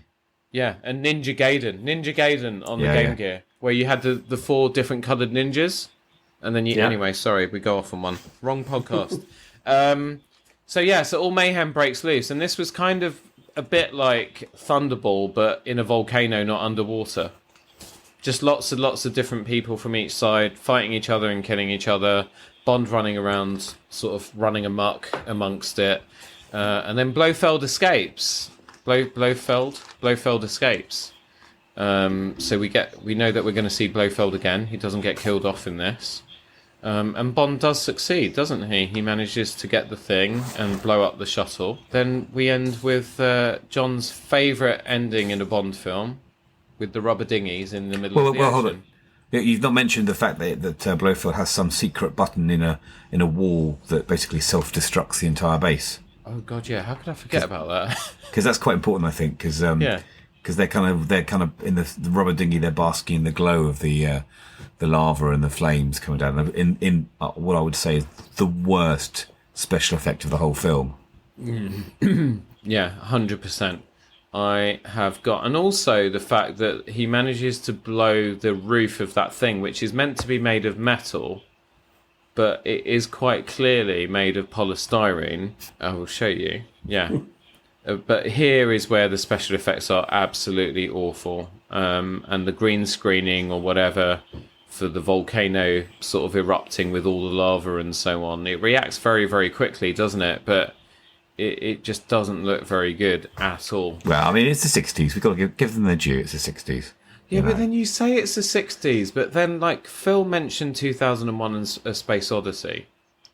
Yeah, and Star Trek. Even Star Trek was better than this. And even Star Trek, yeah. And they, 2001 Space Odyssey hasn't really aged as much as you would think a film that was made in the early 60s would age. But let's not forget, during this period, there was also very popular in this period was Yellow Submarine, Hard Day's Night, and Barbarella, and they all had obscenely bad special effects. Oh, Barbarella's fantastic. It's a fantastic film. It is absolute. It's a teenager's dream of the 60s. If you're a teenager in the 60s, that's the dream for you. Phil, on a lot of drugs. A teenager on a lot of drugs. Yeah. Absolutely. I enjoyed it without the drugs. I thought it was fantastic. Yeah, me too. I've never seen it. So that is a good film. Okay. I'd like to watch it with you when you watch it for the first time, Bobby. That is an interesting film. Yeah. Yeah. I quite liked when we went to see Dune we was obviously sat next to each other, John. But you found that quite fascinating, didn't you? Yeah. Sort of me watching that. Anyway, wrong podcast. I keep doing this. So Kissy and Bond managed to pull themselves up into a rubber dinghy, and I think Bond is looking forward to finally having his wicked way with her. But then they're rudely interrupted by a submarine. But just before the submarine turns up, I did notice that whatever waxing or whatever they did to his chest to get rid of all the hair to make him look more Japanese had basically worn off. I mean, that guy, don't know if he's got, like, his sweat's got phostrogen or something in it. I think it's just the shock of the volcano, but it just knocked them all out again. All his hairs came out, like Michael Finnegan. But he's completely, like, back to normal sort of Connery gorilla again. Look at it. Yeah. He's a very hairy guy. And he lost his Japanese toupee as well. He's now got a sort of blonde sort of toupee top at the very end. Sort of looks a little bit It's like got my lovely working pocket highlights. baby. Lovely sexy highlights. A little bit of blonde highlights. Yeah. Maybe this was a sort of foreshadowing of George Lazenby. That's what they were doing. So by the time they got to this stage of filming, they knew Lazenby was coming, so they thought, let's just change his toupee, make him look a bit more Lazenby, and then it'll be a smooth transition into the next film. But they're really interrupted because then obviously the MI5 submarine with precision personified basically breaches the surface and the dinghy ends up on top of it, and Moneypenny is sent up to rescue Bond. And I know that because there was a 1 hour promotional film that was made back in the 60s to coincide with the release of You Only Live Twice, which basically tells the story of Moneypenny getting the mission brief that Bond is going to get married to a Japanese girl, and the whole 1 hour film is about Moneypenny trying to find out who this Japanese girl is. It's a weird spin-off. Have I ever heard one? Goodness me. John, do you have this on iTunes? Yes. No. Okay, go. Oh, you don't? No, I watched this on Prime because it's. Okay. The Bond films, as time of recording, the Bond films have about 24 hours left on Prime. Okay. But you've got me intrigued now. I'm going to have to go back and get this on. I bought them all. So, but on the extras on iTunes, they've got that whole 60-minute film. It's worth a watch. But it is literally just. Is it Lois Maxwell? Lois Maxwell. Oh, Lois Maxwell. Yeah, Lois Maxwell. So basically, the story thread through it is that she finds out from another girl in the MI6 office, MI5, whatever it is, MI6, sorry, that Bond. She kind of gives her the file that, this is Bond's mission. He's going to get married, and Moneypenny obviously is a bit miffed, and so she's basically trying to find out who this woman is and what's going on and so on. And then intercut between Moneypenny's little side mission. Are scenes from the previous 4 movies, so it's kind of a way of bringing the audience back up to date in a fun sort of. But just the sort of thing that would get put onto YouTube for promotional, like branding, for around the film, like they do here, or TikTok short these days. But it's kind of like the rubbish version of what they did, in the modern day with, say, before Thor Ragnarok came out, they were filling in the gaps as to why Thor wasn't in Avengers 2 or whatever. No, which Avengers? Well, I know. Why he wasn't in Infinity War? Yeah, if you watch The Expanse on Prime, and go to X-Ray, there were hidden documentaries inside there as well.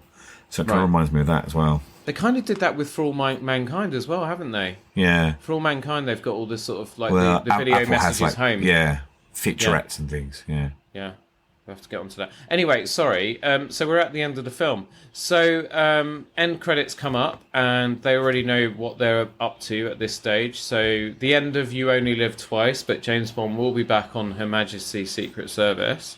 So let's talk about our rating. Phil, first of all, how would you rate You Only Live Twice? So, if I'm giving marks out of 10, I'm giving it a 6. And the reason for that is that I've come to realise I am quite a visual person. Mm-hmm. And what didn't help this film was the lack of visuals. Everything was very, very concrete, very grey. There wasn't a lot of colour. There wasn't the south of France. There wasn't Italy or anything like that. and I needed to see some sunshine more than anything else in the film. And I just didn't see it. But there were some scenes in it which did make me laugh out loud. I think it helped that Sam was with me watching the film with me at the time. And yeah, I particularly liked where he got petulant about the lack of oysters. I particularly like that. But apart from that, there wasn't much to entertain me, and I do want to be entertained by Bond. So I'm going to give this a 6. Yeah. And so where would you put that? So now we've got 5 films, so at this stage it's quite easy to do. But if you were to put those 5 films in order from favourite to not so favourite, where would you rank them? I'm pretty sure that either Goldfinger or Thunderball was my favourite. Mm-hmm. Then it was Dr. No, then it's Russia with Love, and then it's this one. So this is the worst one so far. So this is the worst one so far. If you, I, and John came out of the cinema in 1967 after seeing that, you'd have said that was a bit disappointing. That's been the worst one to date. I would, yeah, but I wouldn't have been disappointed. I wouldn't have walked out of the cinema halfway through like I did when I saw Firestarter quite recently. So you didn't waste any of your life on that nonsense, did you? My brother and I saw that film. We'll have to talk about that another time. But I did walk out of that one. Yeah. Wow. John, isn't this fascinating? Because I would put this one as a solid 8. And in terms of the look of it, Phil, I actually quite liked the change, the brutalist sort of style architecture, and some wonderful interior scenes, that sort of neo-modern sort of 1960s sort of, style. I like the change of tack from the usual locations, and I was really entertained by it all the way through. I enjoyed the plot, even if the spaceships look like sort of outtakes from Thunderbirds. So I would put this in my top 5 as number 1, actually, so far. Wow. With probably Goldfinger number 2, Thunderball 3, Russia with Love 4, and Dr. No 5, right. I think. Wow. Because Dr. No is quite sort of kind of slow movie, isn't it, really? Yeah, no, I mean, I'm just looking at the filmography here, and I am really looking forward to the Roger Moore years when we do this. But I thought, actually, for Sean Connery, it's quite a good send-off. The drone above the ship scene with him running around fighting the henchmen kind of pushed it for me. I really enjoyed that scene. It was really clever. Yeah. And I think it has the most campiness of Bond in all these 5 films, with Blofeld and, the hilarious being dropped into pits of piranhas, which kind of is Bond for me. I think this is really, I said this before, they were finding their footing, weren't they, with these films, and this is the first of the Bond kind of formula. So that's why I like it the most, I think. How about you, Bobby? I'm with you, John, actually. I definitely, this is feeling like a solid 8 for me. I have to, because of my attention deficit and so on, one big sort of judge of a film is whether it holds my attention the whole way through without me sort of picking something else up or wandering off to do something else. And this, I was pretty much glued to the sofa all the way through.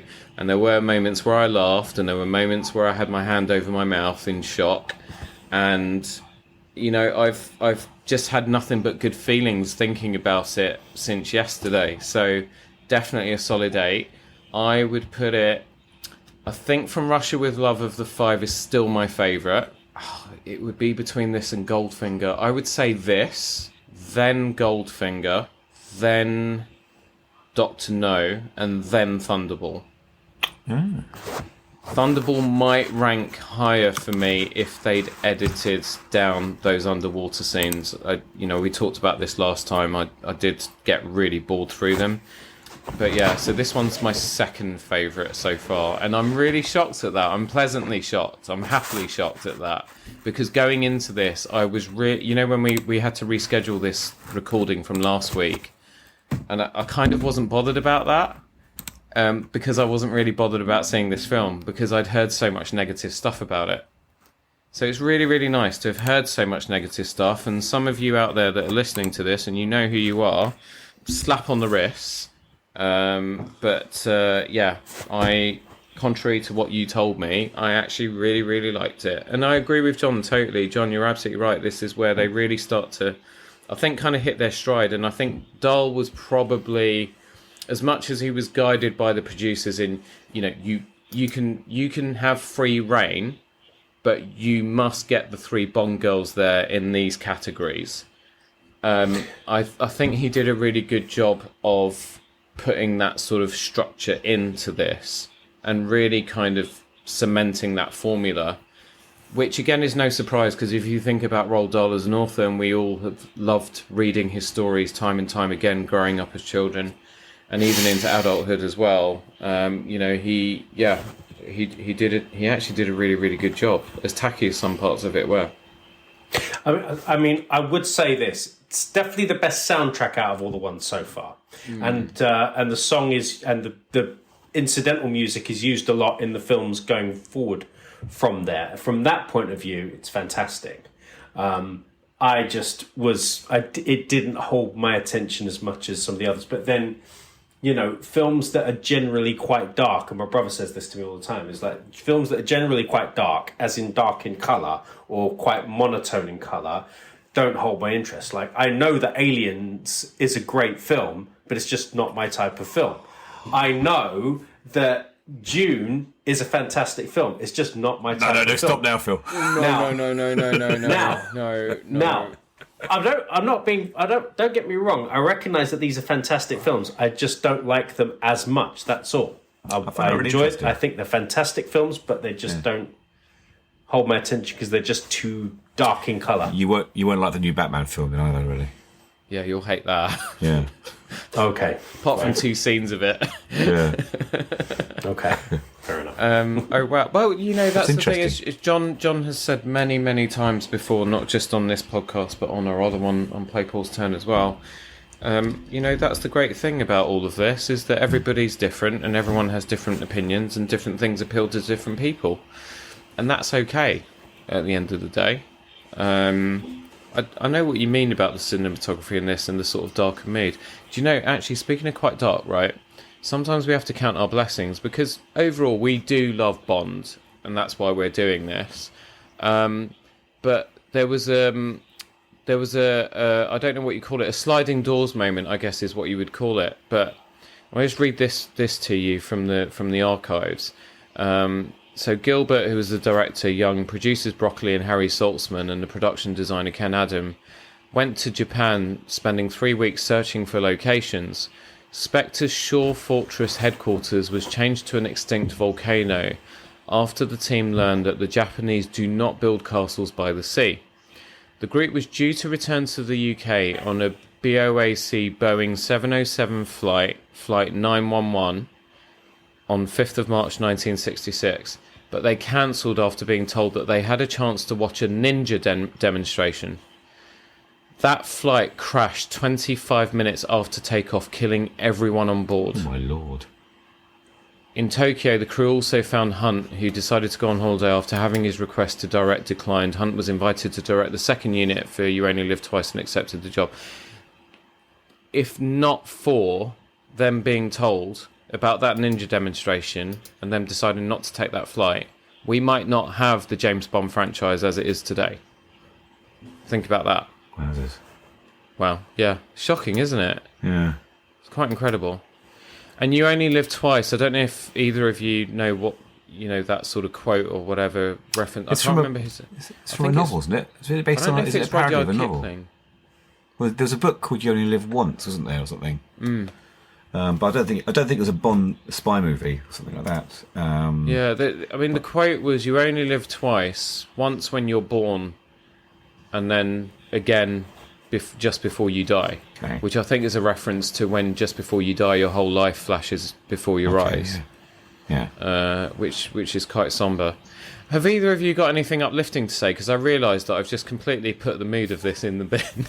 Well, I mean, I'm looking forward to the next film, because I think On Her Majesty's Secret Service is the Bond film I remember the least, and I am very much looking forward to seeing Diane Rigg as well. So I'm quite looking. I might even watch it tonight, because I can see that the Prime Bond movies are leaving tomorrow. Yeah. Or day after tomorrow. So I might even watch it tonight. So the Bond films get. I mean, the heyday of the Bond films in the sort of the mid '80s with Roger Moore and Pierce Brosnan. I'm quite looking forward to looking at those as well. So if people are listening to this Bondathon and are expecting us to do the whole lot, well, we are going to, aren't we? Oh, we are for sure. Probably by the time we finish this, there'll be another Bond film out as well. Probably take that long, won't it? Yeah. I'm enjoying this. This is a good thing to do. Yeah. It's very special. So we are recording beginning of July on Her Majesty's Secret Service. One of my clients, stroke friends, is joining us, Richard Gore. Richard, if you're listening, thank you so much. Richard says that On Her Majesty's Secret Service is his favourite Bond film ever. So he's going to have a lot to say about it. And then we have one more Connery movie, because he obviously came back for Diamonds Are Forever, which will be August. And then start of school term, John, your wish comes true, because that's when we start Roger Moore. And I am so excited, really, to go back, because those were the films of my childhood. We have to all practice over the next few months our Roger Moore impersonations then. Yeah, exactly. Phil, that's already starting. I can't do the eyebrow. So yeah, no, I absolutely can't wait. Thanks both of you so much for this, and thank you to everyone listening. I really, really do appreciate you joining us. We have mentioned Play Pause Turn a few times, or I have. I've been plugging it unashamedly, but if you kind of like our little Bond reviews and you'd like to hear more from myself, John, and our friends Amy, Alex and Mark talking about other things in pop culture. Basically, we talk about things that we play, that we've watched and that we read, and we have a nice little chat doing it. You can find Play Pause Turn wherever you like to get your podcasts. John, where can people find you on socials? I'm on Twitter at John PR Evans. I think it's the only social I'm on, although I might be on Instagram as well. You are on Instagram, because I keep tagging you and stuff. Yeah. I've been photographing my broken iPhone on Instagram recently. Yes. Oh god, that was tragic. Yeah. But that needs a whole podcast of its own. Phil, you are at P Ramen 187. Yeah, that's it. And on Instagram, and I'm on LinkedIn as well. Brilliant. You know where to find me. Just search Roberto Revilla and I come up everywhere. Thank you for joining us. We look forward to you joining us again next month for On Her Majesty's Secret Service. So make sure you hit that subscribe button so you don't miss a thing. If you'd like to join us on a future Bondathon episode, please do get in touch via the Instagram page at Tailoring Talk Podcast, or email the show directly at tailoringtalkpodcast@gmail.com. As I mentioned, Richard Gore is lined up for On Her Majesty's Secret Service. Thank you, Kevin Foster, for volunteering to join us on probably all of the Roger Moore movies. Atif Ghaffar will be back on Tailoring Talk for Moonraker. I've got someone from the USA who is going to be joining us on one of the Brosnan films, so we're starting to fill some of these slots up. This is, I think, as this train keeps moving and we pick up more and more passengers, it's going to be a riot. That's it for this episode. James Bond and we will return. We hope you do too. Have a great week. We'll see you on the next one.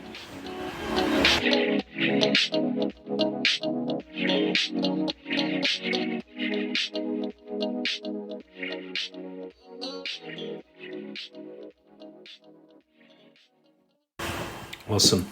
Lovely jubbly.